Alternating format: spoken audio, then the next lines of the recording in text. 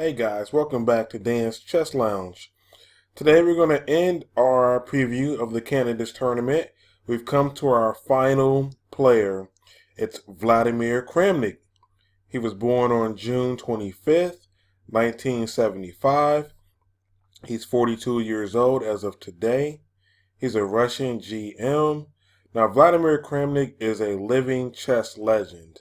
He's been around for some time, and he's done it all, aka DIA for done it all. He's been ranked #1 in the world. He's been the classical chess champion from 2000 to 2006, and then he was the undisputed champion later on till 2007. He's won numerous titles.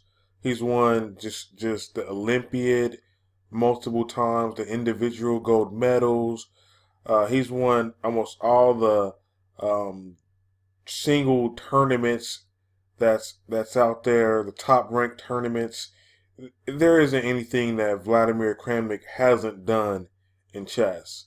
Currently, he's ranked #3 in the world, so even though he's been around for a long time, he's still playing at the highest levels. So he was noted as saying that this is probably going to be his last candidate cycle, regardless of how he does. But I don't think that's true. I think he's going to stick around and continue to play, especially if he's playing at such a high level. Let's see, what else has he done? He's broken the 2,800 rating barrier. He did that in 2016. And as far as his personal life, he's married with 2 kids. His wife is a journalist. And let's see here, his playing style. Kramnik is definitely a positional type of player. He's got multiple openings that he's done major work in and made advances in. He's revived the Catalan opening for white. And everyone knows about how he has popularized the Berlin defense. One of the reasons why the Berlin is so popular nowadays is because Kramnik did a lot of research into Berlin, and he played it during his world championship match against Garry Kasparov. And when Kasparov could not crack his Berlin defense, that opening got extremely popular. So he's done that with the Berlin. He's done that with the Catalan for white. He's done that with the white side of the King's Indian defense. That was another opening that Garry Kasparov couldn't crack, and he's made a lot of advances in the white side of the King's Indian defense. So he's opening theoretician pretty much, and he likes to play games where you get out a book fairly quick because he wants to make sure that his opponents can understand the position as well as he can. So he doesn't want to play just memory chess where each player knocks out 30 moves of theory that they've memorized and go into a calculated endgame that's been all worked out.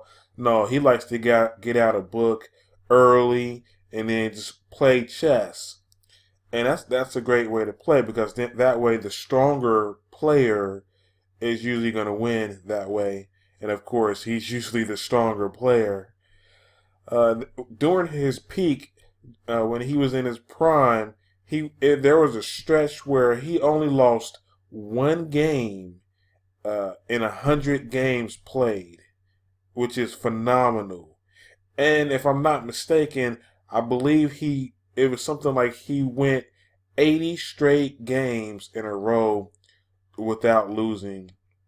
So that's just unbelievable. He was just unbeatable at his peak, So he came down and was diagnosed with arthritis, and the type of arthritis that he has it hurts him when he actually plays. When he sits and plays chess, it's painful for him. So that's one of the reasons why that he's probably thinking about giving up his the title run again if things doesn't go well for him in this candidates tournament this year. The way he qualified for this tournament is that he was the organizer's pick. Each time the organizers they get to pick a candidate, and this time they picked Vladimir Kramnik. And so let's go ahead and get into the game for today. And the game that I've selected for you is Kramnik versus Topalov. This took place at the London Chess Classic in 2016. And just to give you guys a little background behind these two, it's well known, but you may not know, Kramnik and Topalov, they detest each other. I mean, they absolutely are not friends. They're mortal enemies. And the reason why is because they played each other during the 2006 championship match. And during the match, Kramnik kept getting up and going to the bathroom. And then when he would come back from the bathroom, he would make his move very quickly. So that kind of raised the flag with Topalov. Topalov said that Kramnik was cheating, basically. And of course, Kramnik denied it. He said, "I'm not cheating." He said that he was having health issues. That's why he was going to the restroom so frequently.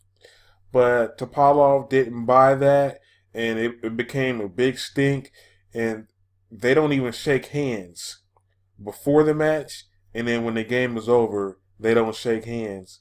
So this is a grudge that they have with each other, and it's been going on since 2006, and it seems like it's going to continue. So let's go ahead and get into the game. Kramnik was white. He played knight f3 to start, d5, g3, g6, bishop g2. This is a typical starting point for Kramnik. This is how a lot of his games start out, because he can transpose into an English. He can with c4. He can transpose into a queen's into a Catalan. He can transpose into a Catalan. He can play a King's Indian attack. So this is a typical opening for Kramnik. Bishop g7, d4, knight f6, castles, castles. So if you take a look at the position, it's completely symmetrical. Both players are making the same move, but it's good moves.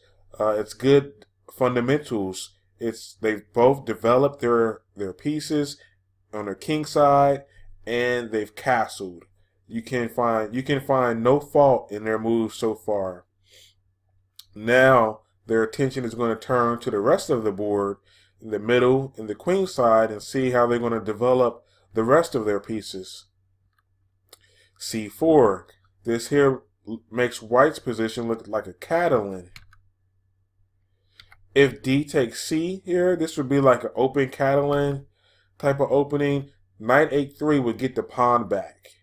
And then play would continue with rook e1, followed by the e pawn being pushed to e4. White would have a big center, and then it would be black's job to try to break up that center with moves like c5 and e5. So going back, he didn't play d takes c. Instead, Topalov played c5 right away, challenging the center. But what that does is that makes this light square bishop even stronger, though, because now it's going to have a better scope. It's scoping out this long diagonal, so it makes that light square bishop very happy. D takes C, D takes C, more symmetry. Now you have the queens facing off. You could have a queen trade here, but instead, Kramnik plays knight a3, going after the pawn there.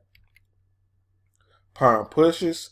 Black says, hey, if you're going to take the pawn, I'm going to try to induce a weakness by destroying your queenside pawn structure.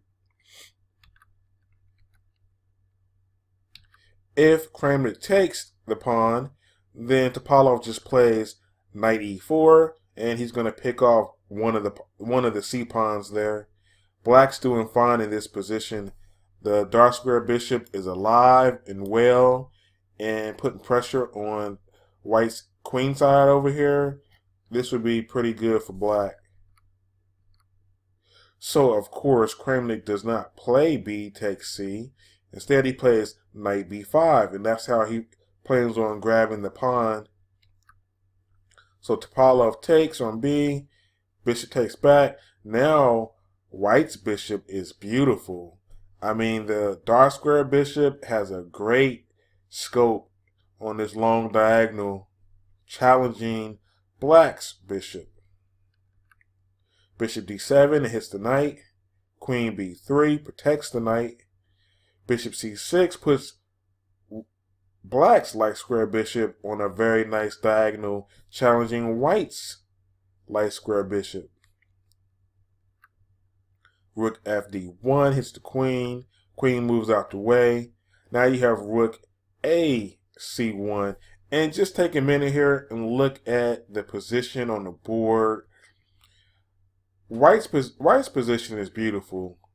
I mean, he's got all of his pieces developed, and his rooks have moved as well to their best possible squares. You know, rooks belong on open files. Who told us that? Aaron Nemzovich told us that. We all learned that in his book, My System. Rooks belong on open files, and he has the other rook on a semi-open file that might open up here very, very soon. Now look at Black's position. Black has his queen, knight, and both rooks here. They're not very active. They're all on the back rank. Black's position is not as, even though they've played symmetrical moves up to this point, Black's position is not as active and not as good. So, to answer the question of who's winning, White has a slight advantage here due to development. Knight b d7. Knight b d4 hits the knight. Bishop attacks the queen. Queen moves out the way. Now you have rook e8. Black is ready for some counterplay here. He's going to make a strike in the center. He would like to play e5. c6. Pawn push. Knight b6. And now you have c7. Can you imagine that little old pawn was going to march his way all the way to c7, one square away from promotion? It's hard to believe. And it's not even protected by any other pawns. It's just a runaway pawn. Now it's a very strong pawn, being on the 7th rank, one square away from promotion, and it's not like it can be taken by any piece anytime soon. Now you have knight c4, hitting both the bishop and the queen. So Black is going to win White's dark square bishop. So Topalov was able to swap off one of White's dangerous pieces. The dark square bishop was a dangerous piece. Queen takes b2, b6, queen a3, a little maneuvering going on here. e6. Now you have a dangerous move here. You have knight b5, which is threatening to play knight d6, which is going to fork the queen and the rook here. So that has to be prevented. So Black plays bishop f8. It hits the queen on a3, but more importantly, it stops that fork on d6. So the queen goes to b2, and the bishop goes to g7. Now you may be wondering,